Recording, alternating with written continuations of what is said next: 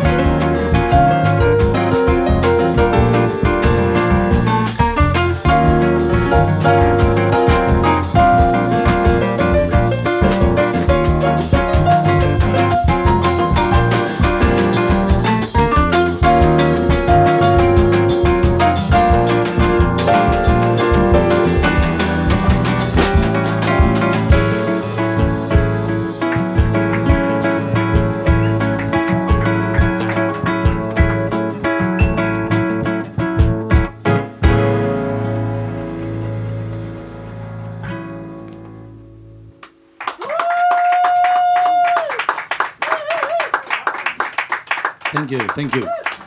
Let me introduce this band first of all.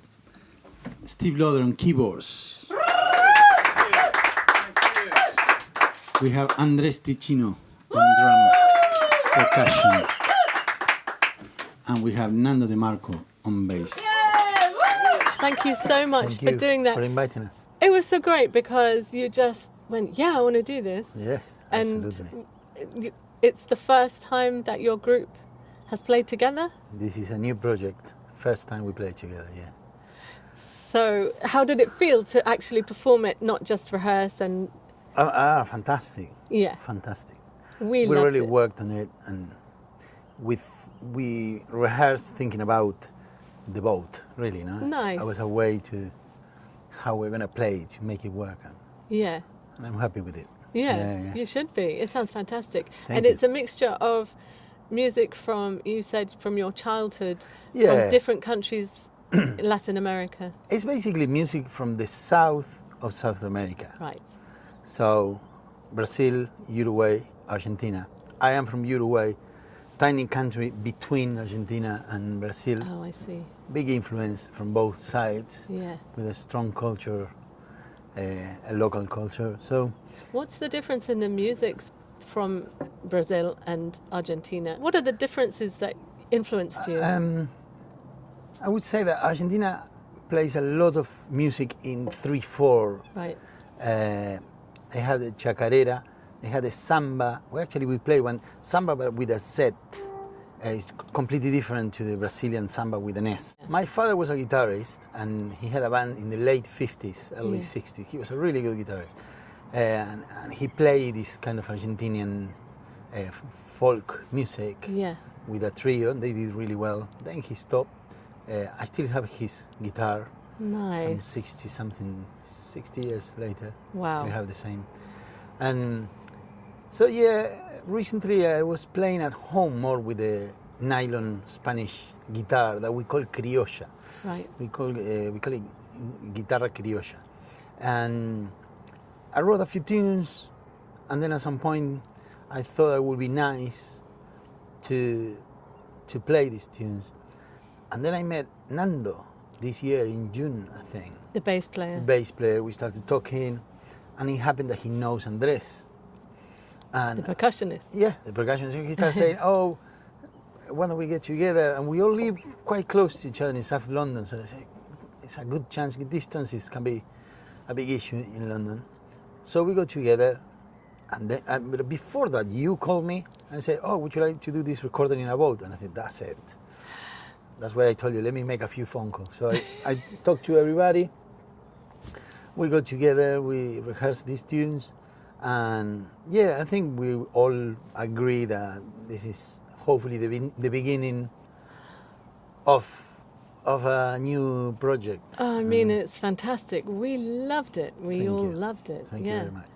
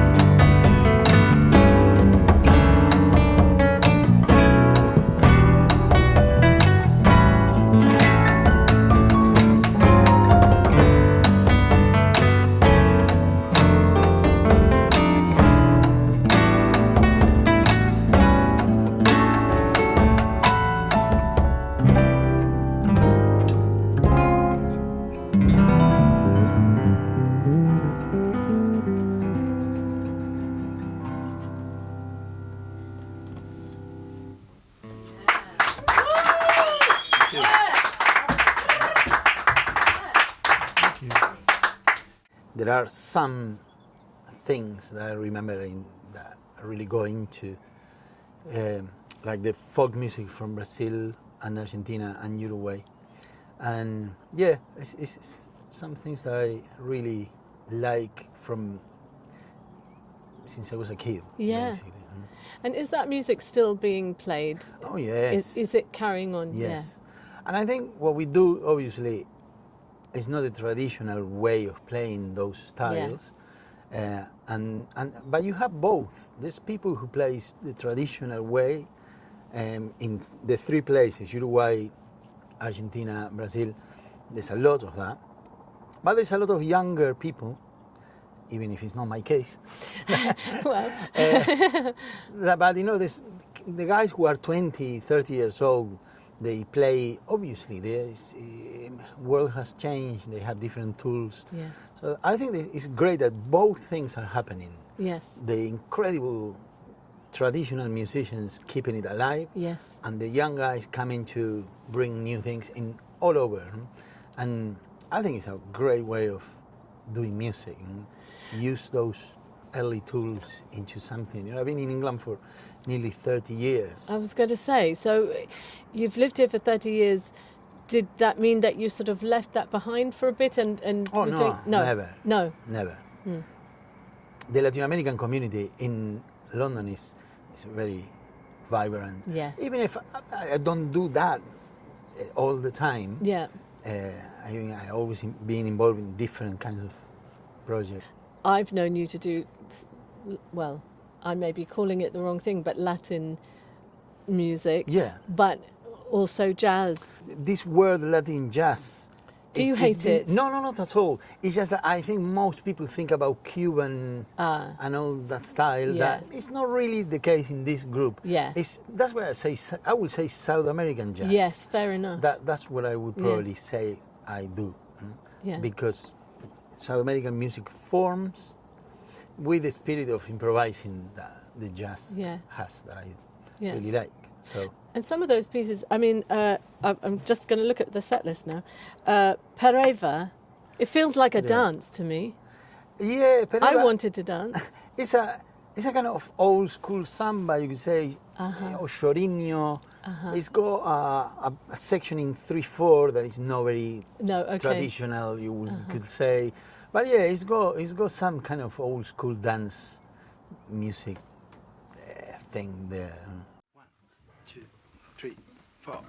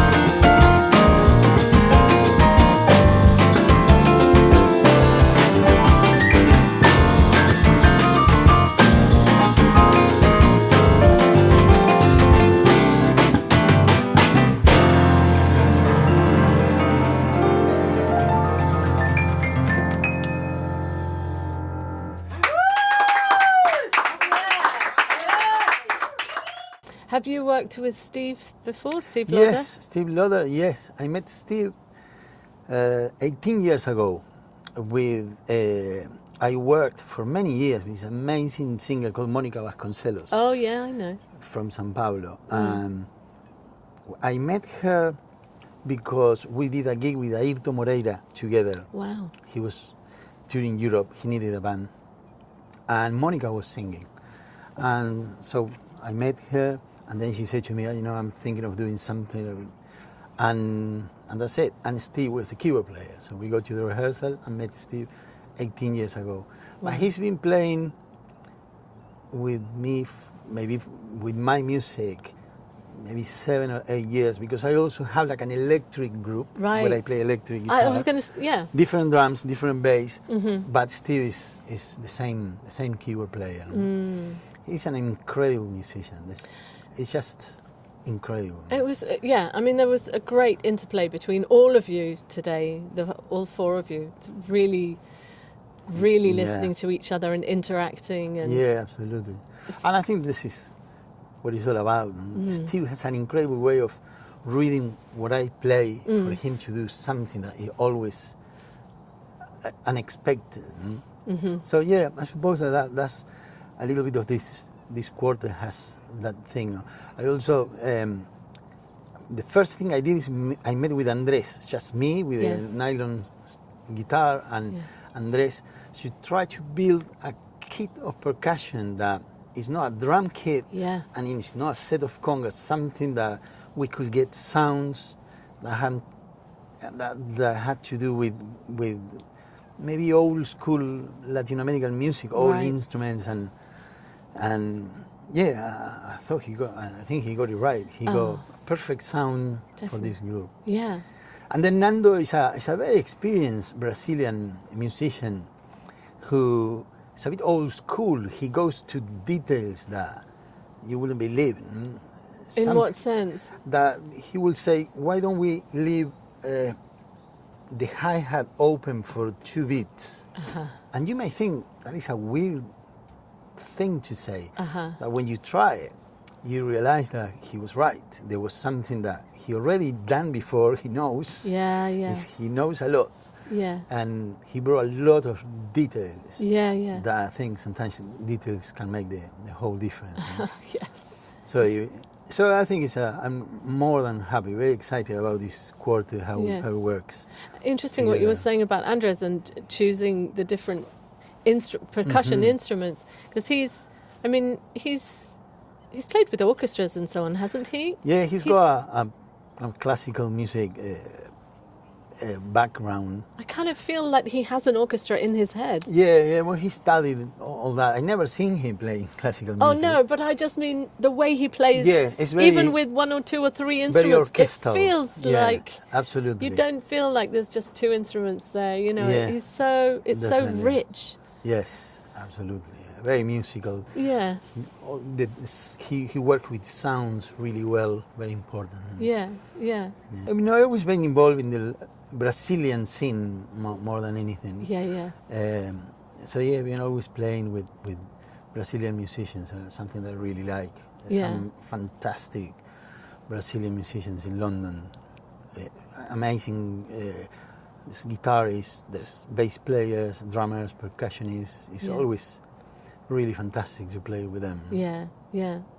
And how often do you go home? How often do you go back to? Every year, every 2 years. Okay. It depends, but yeah, every year, every 2 years. It's always great to go back. Is it? Yeah. Yeah, it's nice, obviously, to see my family and friends. But also I found the music scene over there is amazing. Obviously, with the limitations of budgets and everything is expensive. Yes. But the stuff they are doing, especially the younger generation, it's unbelievable. I think people, when you go there, they see me or other people coming from other cities in the world thinking, oh man, that must be amazing. And I say, yeah, it is amazing. I'm not going to say that it's not. What is going on in London is incredible in terms of music. But if you go to Montevideo or Buenos Aires or San Pablo, and even if you go to a city in Colombia or, there's incredible music going on, because now obviously the music scene is a difficult scene now because obviously Spotify and all these companies made it really difficult for the music scene to have money, basically, to create new music. At the same time, there's now people in a room making fantastic music. Instruments are cheaper, so. Oh yeah. This and at least in Montevideo, there is a place that I know. Every time I go to Montevideo, every night, Monday, Tuesday, Wednesday, there is some fantastic, really well-rehearsed music. Everybody learns the stuff. Nobody reads charts. All the bands are very well prepared, and everybody writing music. It's really nice. So it scene. Inspires you when you go. Absolutely. You bring and I try to play. When I can, I try to do a gig or two over there. With some great musicians. Yeah. Could you take this band there? I'd love to. Yeah.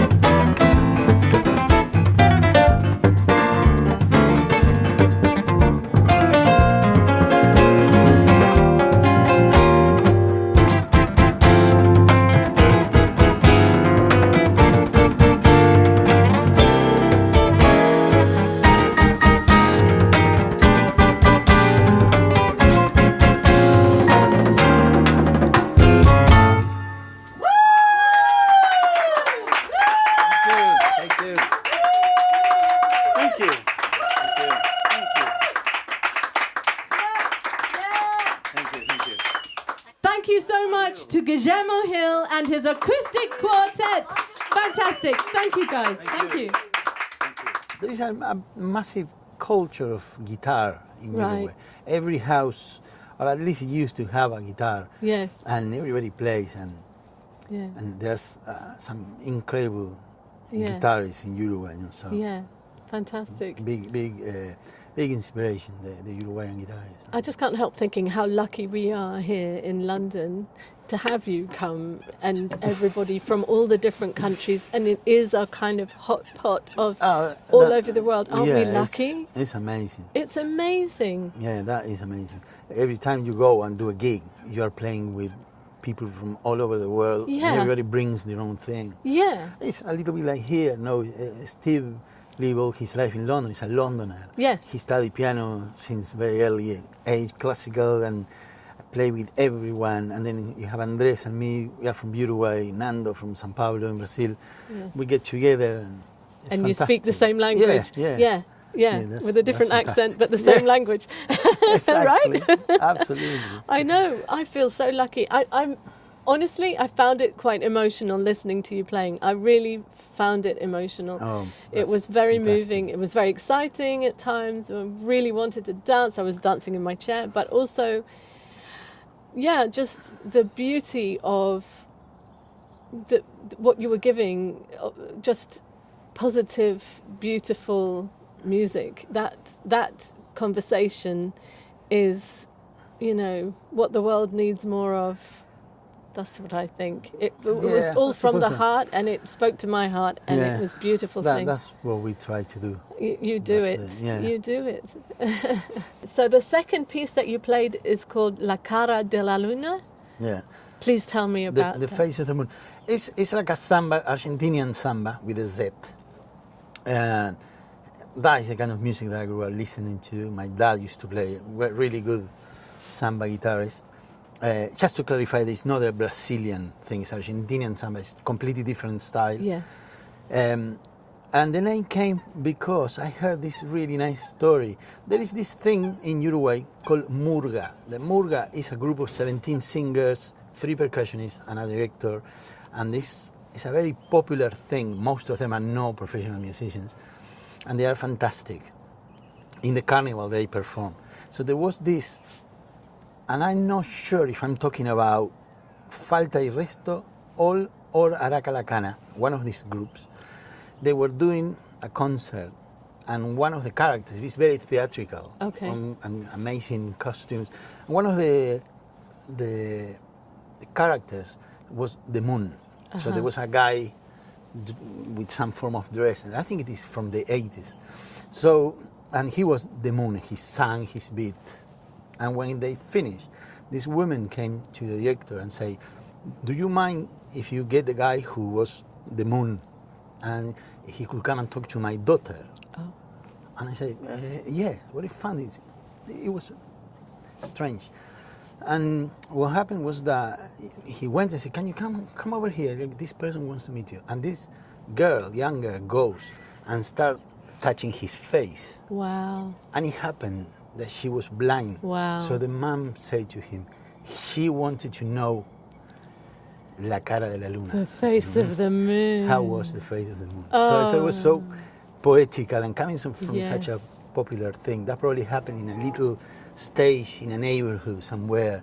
But I thought it was very, very, very nice, a very nice image. Beautiful. Yeah, beautiful. Yeah. Yeah. That's lovely. La Cara de la Luna. And other titles? The first one is called Chickpea, that's my cat. Okay. And when I finished writing that tune, I wrote the actual chart, and it didn't have a name. And I left the piece of paper in my desk. And a minute later, the cat went out, came back with wet feet, and walked. And they were, He owned it. yes. He took ownership. She She took ownership. She left the postmark in the paper. So I had to write it again, obviously. Yeah. But I thought it was obvious that It's her piece. she was going to be Chickpea. That's lovely. Yeah. Nice. Thank you for coming and playing your fantastic music, you. Thank you Guillermo. very much. Thank you.